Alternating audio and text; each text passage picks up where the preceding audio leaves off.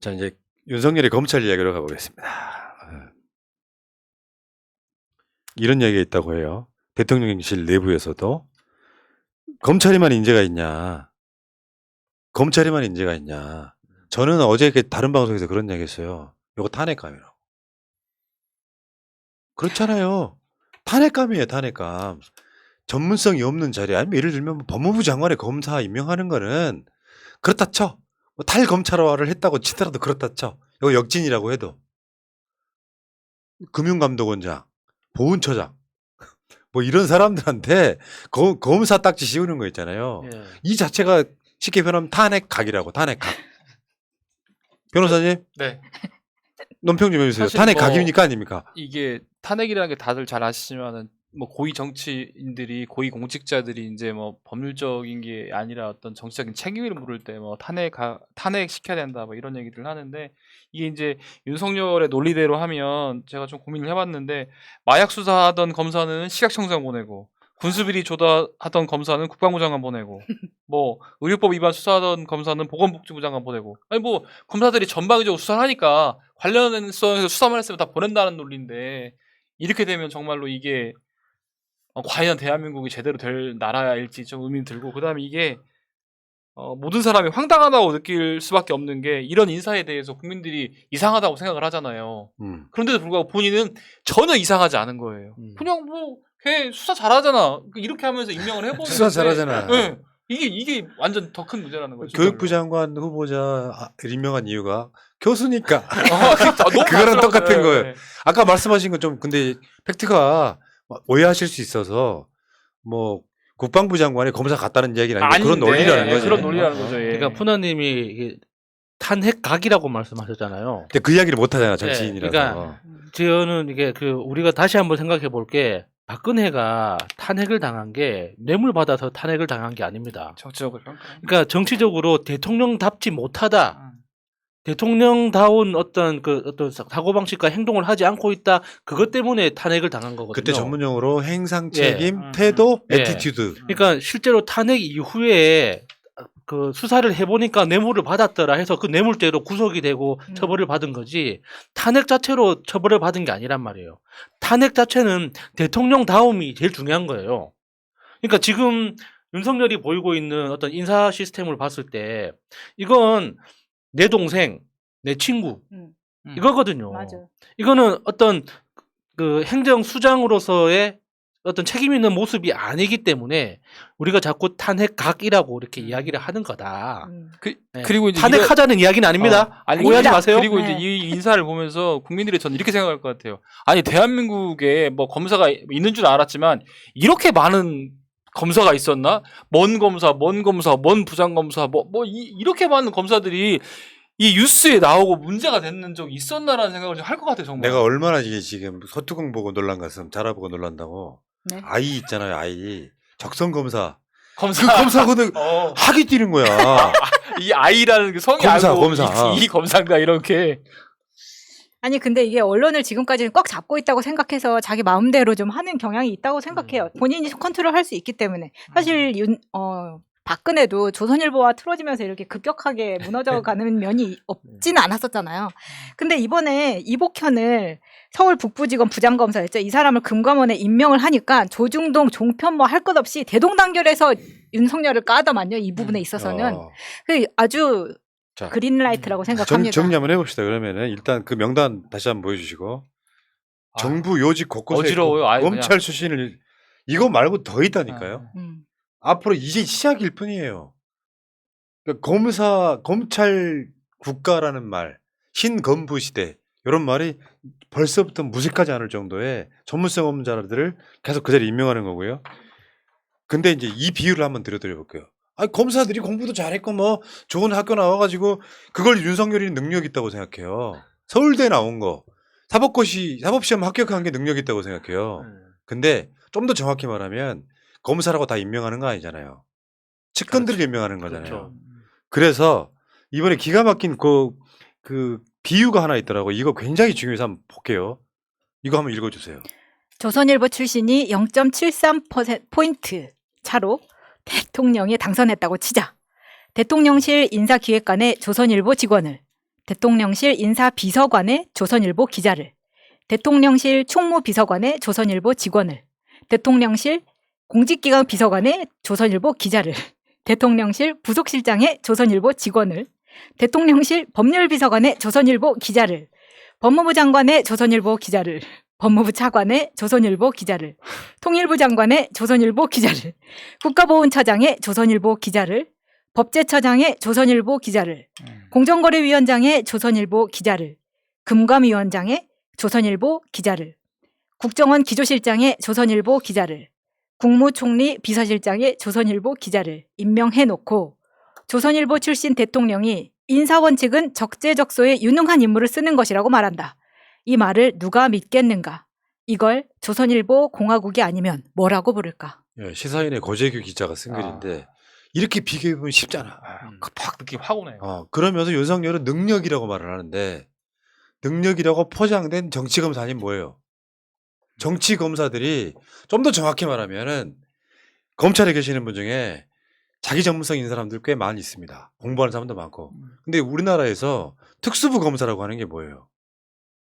윤석열이 경제 범죄 수사하면 자기 경제 좀 안다 그랬잖아. 왜 그 대선 경선 토론에서 내가 특수부에 있으면서 경제 범죄 수사해봐 경제 좀 안다 그랬잖아요. 경제랑 다른 영역이거든요. 지금 경제가 숫자 나부랭이 좀 알면 경제를 아는 겁니까? 시대에 안 만나는 건 뭐냐면은 공정거래위원장 검사 출신으로 앉혀놓으면 공정거래위원회가 왜 생겼냐고요. 재벌들 횡포 막으려고 생긴 거예요. 네. 근데 친재벌인 사람이 공정거래위원장이 돼. 금융감독원장도 지금 하는 집 보면 그런 거거든요. 그런 방식으로 전문성 없이 임명을 해놔. 임명을 해놓고 그걸 능력이라고 포장을 시켜. 그냥 정치검사들이 다 해먹는 거예요. 이유 불문하고. 그러니까 정치 검사라고 이야기하는 이렇게 라벨도 굉장히 좀 잘 봐주는 거라고 봅니다. 그러니까 글자 그대로 윤석열과 친한 사람들, 윤석열과 같이 일해본 적이 있거나 윤석열과 친분이 있는 검사인 거지. 그 사람들을 정치 검사라고 불러주기에는 정치 검사 생각보다 실력이 있어야 됩니다. 정치적인 감각도 있어야 되고. 홍준표 봐요. 그러니까 그런 정도의 정치적 역량이 있어야지 정치 검사라고 부르는 거지. 그냥 단순히 그냥 윤석열하고 친한 사람. 근데 윤석열과 친하다. 이거를 이제 다른 말로 이제 능력이라고 포장하는 거죠. 이게 이제 윤석열이 탄핵 각에서 벗어나려면 본인이 검찰총장이었던 시절의 기억을 전부 다 잊어버리고 대통령이라고 인식을 하고 국정을 운영해야 된다고 생각합니다. 왜냐하면 지금 윤석열 입장에서는 검사만 26년 했으니까 그동안 만나왔던 사람들이 누구 만났겠어요? 뭐 범죄자 아니면 검사들 아니면 뭐 외부의 어떤 사업하는 사람들이랑 만났겠죠. 그러면 그 틀에서 대통령이 되다 보니까 임명하려고 하니까 범죄자들 임명하려고 하면 뭐 할 수는 있겠지만 뭐 그럴 수도 있고 뭐 검사들 임명할 텐데 그렇게 국가 운영하면 아까 프란님 말씀하신 것처럼 다 탄핵각으로 갈 수밖에 없는 상황이 될 수도 있거든요. 그러니까. 아까 조선일보 고재규 기자 비유하는 거 보니까 저거 탄핵각인데 확 느낌이 확 오던데 정말로 제대로 대통령 하려면 본인이 검찰총장 있던 시절 기억 다 잃어버리고 대한민국 어떻게 만들어야 되는지 좀 그리고 예. 주위에서 정치적인 참모들이 얘기를 하면 검사 얘기만 들을 게 아니라 정치했던 사람들 얘기를 좀 들어야 됩니다. 그런 흔적이 전혀 없어서 더 안타깝습니다. 예, 그러니까 이제 우리 보수 어르신이 탄핵 얘기가 나오니까 저 새끼들이 벌써 윤석열 탄핵시킨다고 할 때 그 탄핵이란 말이 아니라 뒤에 각이 붙여지는 이유는요. 그 방향성을 말하는 거예요. 그 방향성으로 가고 있다. 그러니까 탄핵한다는 소리가 아니에요. 어르신들 오해하지 마세요. 탄핵 포인트. 탄핵 각 그쪽 방향으로 가고 있다 이런 얘기고 어르신들 마음 상처받을까 봐 진짜 겁나게 지금 조심스럽거든요. 내 입장에서는. 어르신들 상처받으시면 안 돼요. 어쨌건 윤석열이 그래 뭐 자기랑 같이 일하는 사람들 대통령 집무실에 검사들 몇 명 임명하는 거는 그래 그렇다 치자 했는데 이제 경악해버린 게 금감원장을 네. 검사로 임명하는 상황. 금감원장은 어마어마한 전문가가 돼야 되는 거거든요. 그러니까 결국에는 금감원장을 시키는 이유가 그런 얘기가 나와. 왜 우리가 지난주에 방송 이야기 나왔잖아요. 검사 사위 한 명 있으면 재벌되는 거 쉽다고. 네. 재벌되는 그 돈 많아지는 방법이 소재벌은 부동산이고요. 대재벌은 주가 조작입니다. 한동훈의 장인은 왜 주가 조작 사건에 연루돼 있다는 의혹이 있을까요? 이거 참 이렇게까지 표현해야 되나? 연루되어 있다는 의혹이 있을까요? 그렇죠. 윤석열 장모는 윤석열 부인은 왜 주가 조작에 연루되어 있을까요?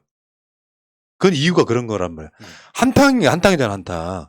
이거랑 여기 또 저승사자 부활하는 거랑 맥락을 지어보면 어쨌든 간에 금감원장을 그렇게 임명을 하고 근데 그 이복현이가 일성이 뭐였는지 알아? 일성? 딱 출근하면서 딱 기자한테 한 말 라임 옵티머스 제조사 이거예요. 민주당을 또 민주당을 타겟으로 해갖고 음, 그러니까 금감원장하고 저기 저 여의도 저승사자 저 그 금융 범죄 합동 수사단 이런 데랑 합치면요 자기네 범죄 덮고 민주당 끌어오기 딱 좋아. 그렇다고 라임 옵티머스가 그런 거 아니에요. 다시 파보겠다는 거거든. 네. 거기에 민주당 연관성이 별로 없었어. 다시 파보겠다는 거거든. 그러면서 금감원장이란 자리가 금융 감독을 하는 자리가 아니라 정치적 자리로 바로 변질돼 버리잖아. 그래서 탄핵 각이라고 하는 겁니다. 그러니까 이게 정치적인 어떤 수사 말고, 그러니까 저렇게 그 사정 전문가, 수사 전문가가 금융감독원장이 됐을 때 부작용 중에 하나는, 그러니까 외국인 투자자가 빠질 수 있다는 거죠. 왜냐면은 앞으로는 예측이 불가능해지거든요. 지금 현재도 그러니까 그 문재인 대통령 시절에 정상적인 상황에서도 그 주식 그 주가 조정 범죄는 항상 있어 왔는데 그 주가 조작 범죄 그 구성원들 중에는 항상 전직 검사들이 끼어 있습니다. 왜냐? 우리가 다 이게 추정하는 것처럼 전직 검사가 그 범죄 조직에 끼어 있어야지만 만에 하나 들켰을 때 그러니까 수사를 덮고 무마하고 넘어갈 수가 있으니까 항상 검사를 끼고 하거든요. 그런데 금융감독원장이 전직 검사야. 그러면 이제는 전직 검사들이 이제 난리 난 거죠. 살판 난 거지. 그러면은 주가 조작이 들켰을 때 눈 감고 넘어가 버리면은 서로 짬짬이하고 해버리면은 이게 정상적으로 투자를 하기 원하는 외국인 세력들은 이 한국 시장을 믿을 수가 없는 거예요. 맞아, 안 들어오죠. 어떻게 뭘 믿고 지금 현재 주가 지수에 대해서 저게 정상적인 숫자라는 걸 어떻게 믿을 수가 있습니까? 이게 이런 게 있거든. 방송을 예를 한번 들어볼게요. 상당수 방송하는 사람들이 그러니까 방송을 보는 사람들이 방송 잘할 수 있을 것 같죠. 막상 자리에 앉혀놓으면 떨려서 못하는 게 아니고 서로 간에 케미도 맞아야죠. 그리고 그만큼 공부를 해야 돼요. 과정들 속에. 그거예요. 금융 수사를 해봤다 그래서 금융을 아는 게 아니란 말이에요. 방송으로 예를 들면 방송 시청자였던 거예요. 그 사람이 갑자기 새날에 저처럼 총괄 책임 PD가 됐어. 방송 잘 끌어갈 것 같습니까? 근데 이게 이제 이복현이가 검찰을 그만둔 지 2주 만에 금감원장으로 화려하게 복귀를 해요. 금감원장이 되면 웬만한 금융 관련한 건 다 들여다보거든. 예. 대출을 누가 얼마나 받아갔냐. 여야 가릴 것도 없는 거죠. 국민의힘 같은데 국회의원 중에 기업과 관련된 사람 엄청나게 많잖아요. 예를 들면 뭐 박덕흠 같은 사람들. 그런 사람들 포함해가지고 다 들여다보면 꼼짝을 못하는 거지. 굉장히 핵심 요직에 자기 신복을 하나 딱 앉힌 거예요. 검사 출신인데 금감원장에 앉힌 거예요. 이복현이가 그만둔 이유가 뭐야? 검수완박 법 통과시켰다고 그러. 그게 왜 개인이 검사직을 그만둘 만한 사유가 되나요? 저는 진짜 어이가 없어요. 이렇게 다 이제 그게 돼 있는 거지. 네, 이거는 이복현을 금감원장에 두려고 이전부터 이야기가 나왔기 때문이라고 생각합니다. 그리고 또 이복현이라는 검사가 금감원장이 되면서 이제 또 하나 예상해 볼 수 있는 현상은 앞으로 많은 검사들이 퇴직을 할 거라고 봅니다. 그리고 전직 검사 출신 변호사들이 많은 금융기업, 금융회사에 뭐 감사, 이사, 무슨 상무 이런 직함으로 취직을 하지 않을까. 예. 그치. 왜냐면은 금융감독원이 하는 가장 무서운 그 업무 중에 하나가 종합감사라는 게 있거든요. 종합감사에 한번 나가면은 그 회사는 그러니까 국세청이 나가는 그 세무조사 한 10배 정도 강도라고 생각하면 돼요. 그러니까 거의 그냥 초토화 되는 거거든요. 그러니까 종합감사 나간다는 신호만 줘도 그 회사는 완전히 그냥 발발 떨게 되는 건데 그거를 종합감사 하지 않겠다는 그 무언의 약속만 생긴다고 하더라도 누구든 다 받아주죠. 그러니까 시대라는 건 그런 거거든요. 공정거래위원회가 옛날부터 있었습니까? 가진 자들, 재벌들의 횡포가 심해지니까 생긴 거예요. 자기들끼리 일감 나눠먹게 해버리고 자기들끼리 회사 만들어가지고 법으로 정해져 있는 거 그거를 감시하라고 만든 거예요. 그러면 실제로 그런 운동을 해왔던 김상조 같은 사람들이 그 자리에 올라가서 그걸 강화시켜야 되는데 공정거래위원회를 무력화시켜 버리는 거야. 이번에도 보면 무슨 예를 들면 그런 거잖아요.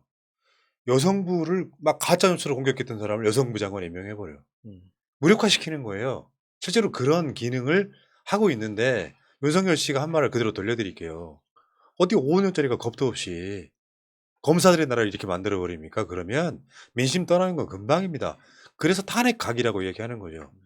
대한민국 사회가 굉장히 큰 나라예요.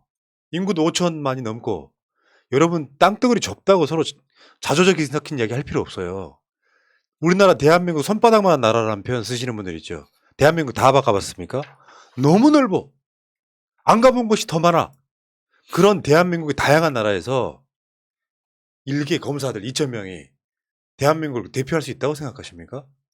그냥 검사라는 직책이 너무 권력이 집중되다 보니까 공부 잘하는 대가리 좋은 놈들이 판검사 되려고 사법시험 봐서 간단 말이에요.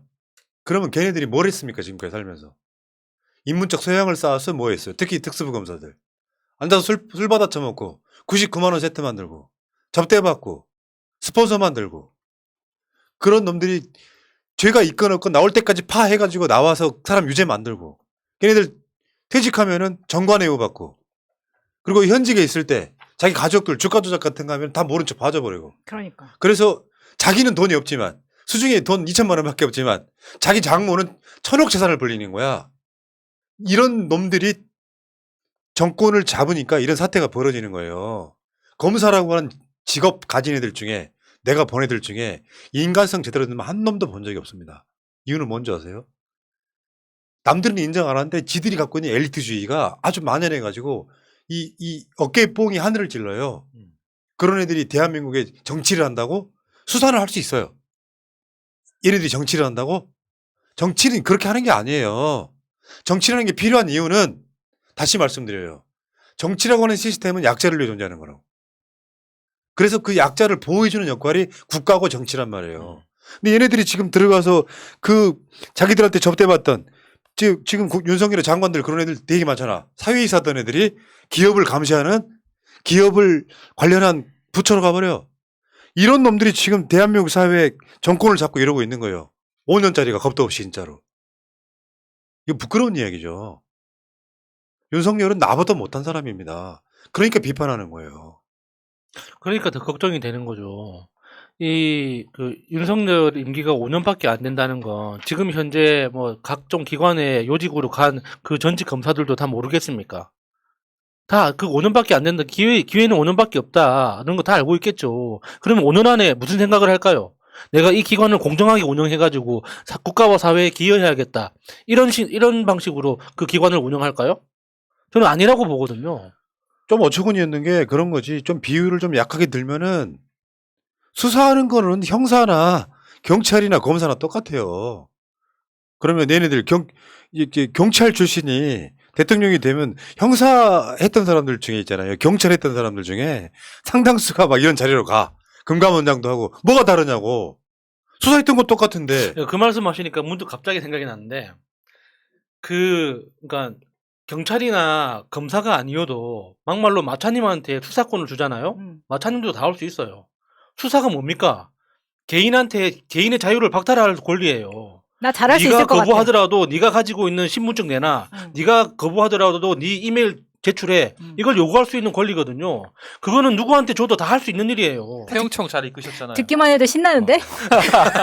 자, 여기까지 합시다. 어쨌건 한 번 더 말씀드려요. 5년 금방 간다. 벌써 한 달 갔다? 금방 가. 아주 간단한 원리잖아요. 세월이 이렇게 빠르냐? 윤석열한테 똑같이 적용됩니다. 끝나고 났을 때 계속 이게 되면 필연적으로 비리가 따라와요. 윤석열 감옥 갑니다. 그 방식으로 변희재 난 요즘에 뭐 좋아 죽겠어 아주 변희재가. 올 말까지 끌어내린다잖아요. 변희재 화이팅이다. 에? 우리는 그럴 만한 용기는 없다 솔직히.